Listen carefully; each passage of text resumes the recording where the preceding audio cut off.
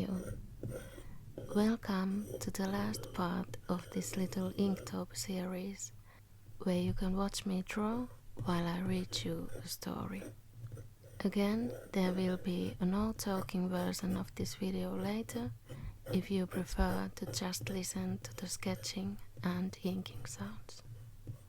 I'll start by talking about where the idea for the drawing came from and telling you a summary of the story, and finally going over the supplies I used and the drawing process.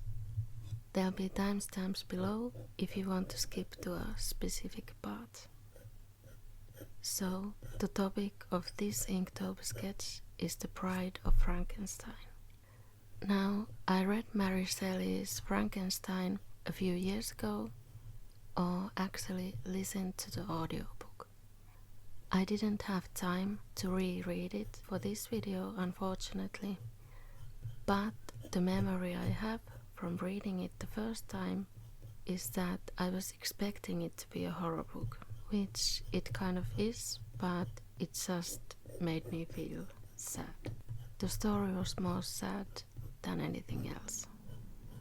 Also, I was always under the impression that Frankenstein was the name of the monster, until I read the book and realized Frankenstein was the scientist or science student who created the monster.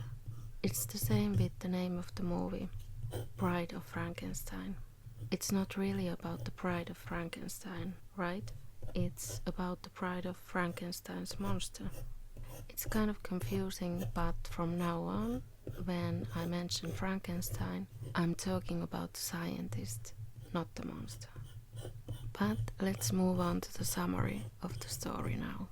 There'll be spoilers, and also I'm sorry if I get something wrong, since it's been so long since I read the book. So, Victor Frankenstein is a young man who goes off to study natural sciences, and he figures out how to make a living thing from dead materials. He starts creating this superhuman in the lab secretly. He builds it piece by piece from limbs and bones and organs from the morgue. Finally, he finishes this creature and its life and escapes. And unlike he planned, the creature turned out to be a monster. Or at least people perceive him as a monster. They're afraid of him, hate him, want him dead.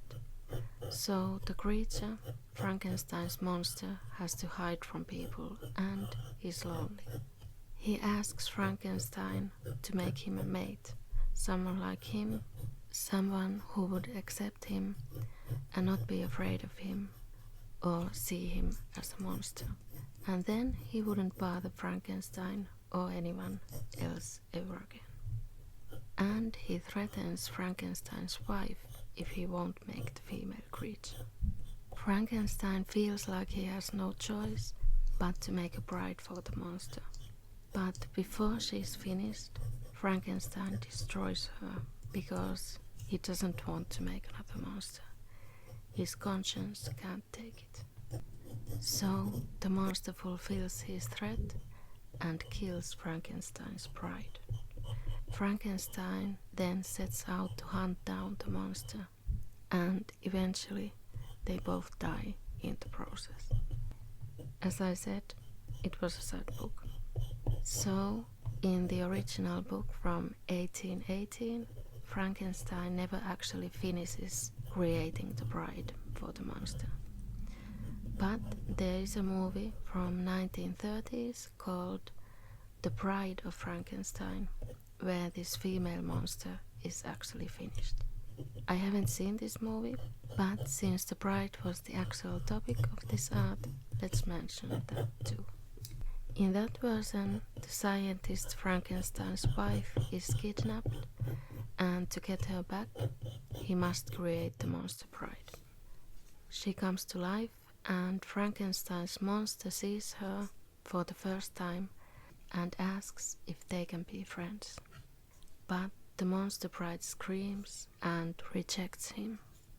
The movie has a partly happy ending though, because Frankenstein's monster tells Frankenstein and his wife to get out, and then he pulls a switch and destroys the lab himself and the monster bride.